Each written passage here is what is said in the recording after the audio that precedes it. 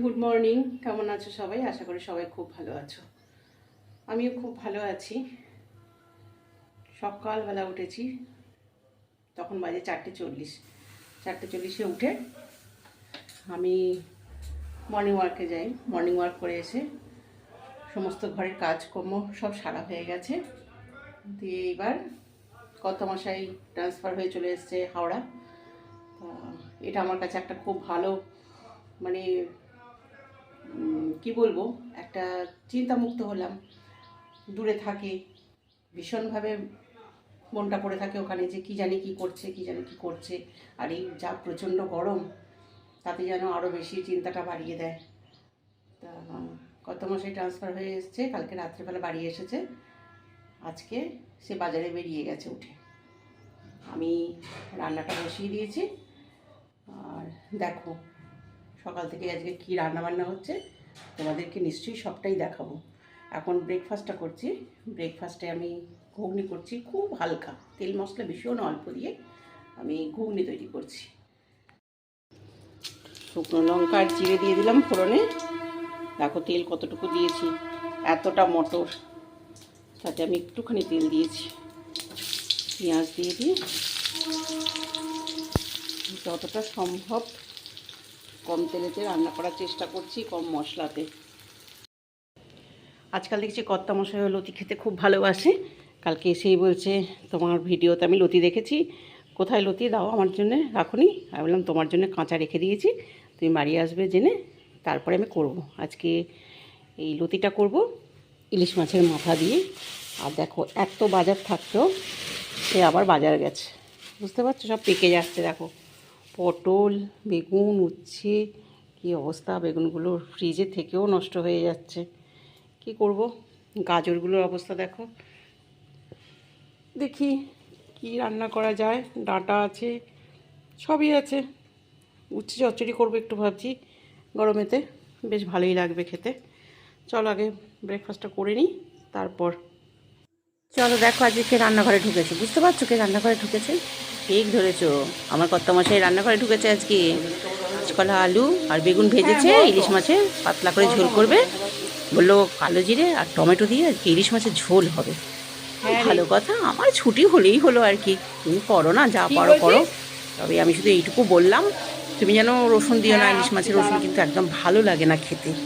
তোমরা কি বলো, তোমরা কি কেউ ইলিশ মাছের রসুন দাও? আমি কিন্তু ইলিশ মাছের রসুন দিই না, একদম আমার ভালো লাগে না। ইলিশ মাছের রসুনের গন্ধটা, ইলিশ মাছের যে একটা স্বাদ, যে একটা গন্ধ, সেই গন্ধটাই যদি না পেলাম, রসুনের গন্ধে যদি চাওয়া পড়ে গেল, ভালো লাগে? চলো আর দেখাই কী কী রান্না হলো তাহলে। এখানে আছে ইলিশ মাছের মাথা দিয়ে কচুর লতি, যেটা আমার কর্তামশাই ইদানিং খুব ভালোবাসে। আর আছে উচ্ছে, আলু, ডাঁটা, বেগুনের একটা চচ্চড়ি। আর হচ্ছে গিয়ে এখানে হচ্ছে ইলিশ মাছের ঝোলটা কাঁচকলা, আলু, বেগুন দিয়ে। আর ছেলে তো আমার খাবে না ইলিশ মাছ, তাই ওর জন্যে ডিমের তরকারি। আজ রাতে আবার বিয়ে বাড়ি আছে, বিয়ে বাড়ি যাবো। আর এই দেখো ফ্রিজে কর্তামশাই রায়তা করে রেখে দিয়েছে। চলো আজ রাতে কোথায় গিয়েছিলাম একবার দেখাই তোমাদের।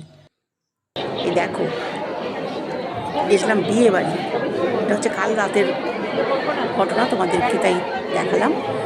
আর একটা জিনিস দেখাচ্ছি, এটা নতুন অতিথি আবার চলে এলো আমার ঘরে আছে, এরা ছেলে নিয়ে নিল। যা গরম পড়েছে, এসি ছাড়া কি থাকা যায়? একদম ওপরে তো মানুষ থাকতেই পারে না এসি ছাড়া। নিচের ঘরে কিন্তু থাকতে পারে, কিন্তু নিচের ঘরে আমার 2 শাশুড়ি মা থাকে বলে আমরা ওপরের ঘরেই থাকি। কাজে এসি ছাড়া তো থাকতে পারবো না।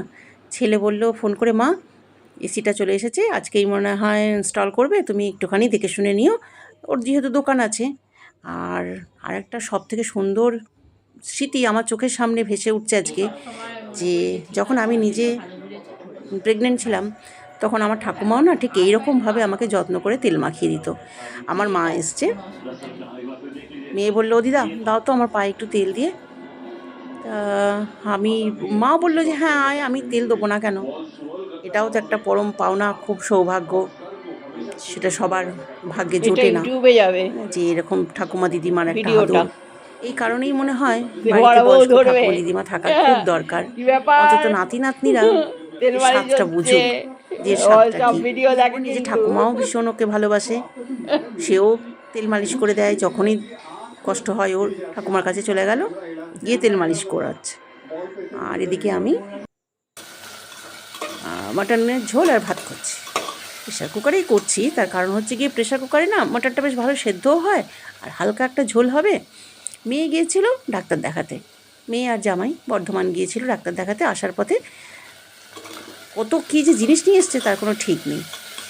আর এই দেখো আমি এদিকে রান্নাটা বসিয়েছি, আর এদিকে এই যে ইনস্টল হবে বলে এসিটা, তাই সব লোক এসে গেছে, ওরা ফিটিংস করছে।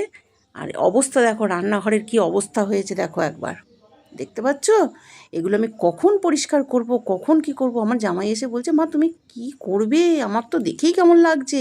কি করব, এতটা করতে হলো। তার কারণ হচ্ছে গিয়ে মানে যে দেওয়ালে আমরা বসাবো ভেবেছিলাম এসিটা, সেই দেওয়ালে হলো না, কাজেই দুখানা গর্ত করে রান্নাঘরের ভেতর থেকে পাইপ নিয়ে যেতে হলো। আর আমার ঘরের এসিটাও সার্ভিসিং করাতে হবে। এই পরিষ্কার করতে করতে আজকে আমার তো বুঝতেই পারছি আমার মাথা খারাপ হয়ে যাবে। আর ওরাও এই ঘরের এসিটাও ইনস্টল করে আমার ঘরের এসিটাকে এবার সার্ভিসিং করছে।